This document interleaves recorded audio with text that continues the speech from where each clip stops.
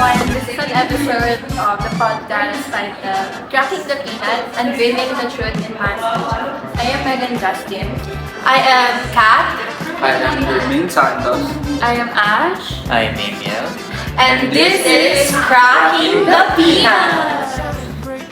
Quick question. Sino dito yung naniniwala sa lahat ng makikita nila sa Facebook?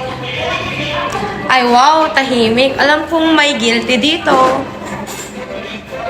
Di naman lahat pinapaniwalaan ko. Mga 90% lang. Kaya pala, last week naniwala ka agad na suspended daw ang klase. Oy, hindi ako nag-iisa doon.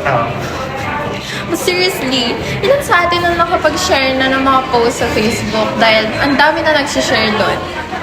Or nag-comment agad dahil headline pa lang kahit minsan di naman talaga totoo yung mga nakikita natin sa social media. Oo, kaya naman mali pala talaga. At doon natin nare-realize na sa panahon ngayon, hindi problema ang kakulangan ng impormasyon. Ang problema ay sobrang dami kasi. At mas mahirap pa minsan, nagkakasulungat pa yung mga informasyon. Tama. Everyone seems confident. Everyone has evidences. Everyone has supporters. And somehow, Everyone claims to be right. And that's exactly why we're here today. So let's crack the peanut. Ano nga ba talaga ang peanut gallery issue?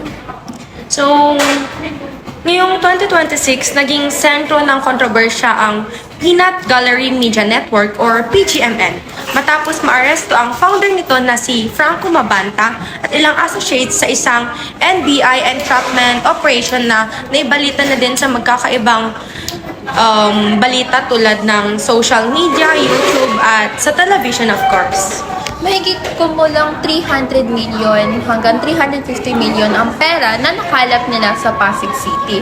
Ang issue dito, this is an attempt daw to extort the Leyte representative Martin Romualdez in exchange for withdrawing the alleged video linking him sa flood control scandal. Grabe. Ang lala talaga ng Pilipinas. as we went to that, Pepiga, Romualdez Camp had defended him, saying that the PGMN had twisted the narrative on Mabanta's arrest, saying it was not an attack on press freedom. Okay, ngayon naman, magtatanong ako, why do we have to talk about this issue? Why is it ethically important for students and people of the Philippines to acknowledge this? So editors, reporters, and writers have the right to do the right thing. But that means it collides with concerns like yung audience and kung ano yung trending ngayon. With that in mind, writers and the mass media have to think whether they should tell the truth or just go with the flow na lang. Exactly. Journalism is not just about being the first to break the news. It's about being truthful, fair, and responsible. People depend on the media for information. So, one wrong or misleading report can affect public opinion and people's lives. That's so true. In virtue ethics, ang mahalaga ay ang character ng isang tao. Hindi lang ang resulta ng kanyang actions. A good journalist should consistently practice virtues like honesty, integrity, fairness, and courage. Even when doing the right thing is difficult, dapat hindi tayo bias. Since napag-usapan natin ang character in journalism, here's our next question. What virtues should guide media practitioners when making public claims? Okay guys, let's move on to the next question. Wow, move on! It's easy to expect journalists and content creators to be responsible.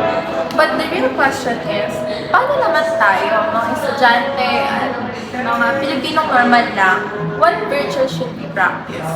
Ako naman, prudence. Because prudence means wise judgment. So madaling salita, think before you react. Yes! Bago mag-comment, mag-share, o magalit, siguraduhin muna kumpleto ang informasyon.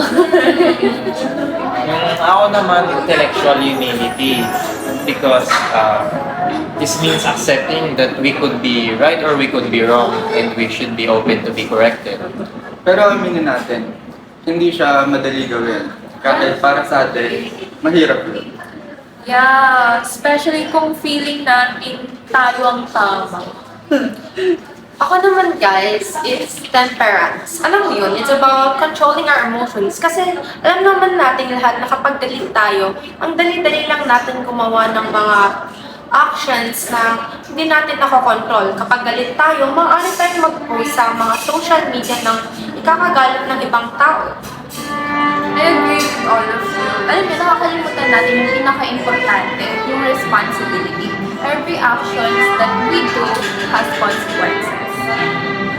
Yun ba yung kasabihan na we are not just consumers of information, but we are also contributors to the digital environment? Okay guys, practical question naman. How do we avoid acting impulsively when claims online are conflicting? Well, number one, pause before reacting. Ako naman, we must check multiple sources before we do something. Ako naman, verify information before sharing. For me naman guys, we must be willing to change opinion when new evidence appears. And in other words, don't let emotions decide before the facts. Okay guys, since we've talked about cures, we've discussed virtues, but this time let's make it more personal. Let's base on our characters, informations, and experiences of course. Oo nga, no, I agree. Virtue is about something na we practice every day. Okay, let's be honest y'all. Sino dito ang naniniwala agad sa mga nagba-viral na post? Fuck me, guilty. Okay. What did that experience teach you? For me, it taught me that popularity doesn't equal truth. Just because thousands of people believe something doesn't mean it's accurate. Hindi naman lahat ng nakikita talaga natin ay puro katotohanan. Minsan, those are lies. Ako naman, I learned that reacting emotionally leads to poor judgment. It's important kasi to understand the full story first, bago mag-claim agad. And for me, being informed requires effort. Lagi natin kailangan mag-verify and seek the truth of your information and stay open-minded. And I realized that responsible media consumption, hindi mo kailangan palaging maging tama. Minsan, it's about being willing to seek the truth. As we wrap up today's discussion, let's go back to the question that we asked kanina sa pinakauna. So, paano ba natin mahanap ang katotohanan when everyone claims to be right? And how can virtue ethics help us become truthful, responsible, and morally mature media consumers? Well, by teaching us truthfulness over assumptions, which means shifting away from relying on unverified guess and such instead of encourages us to understand the truth and be open-minded. And remember, prudence over impulsiveness. Justice over prejudice, and responsibility over convenience. The Peanut Gallery issue reminds us that in a world full of conflicting claims, finding the truth is not always easy. But virtue ethics teaches us that the search for truth begins with character. Because when everyone claims to be right, Character helps us find the truth. This has been Cracking the Peanut unveiling the truth in the mass media, finding the truth when everyone claims to be right. Think before you click. Verify before you share. And choose truth over trends.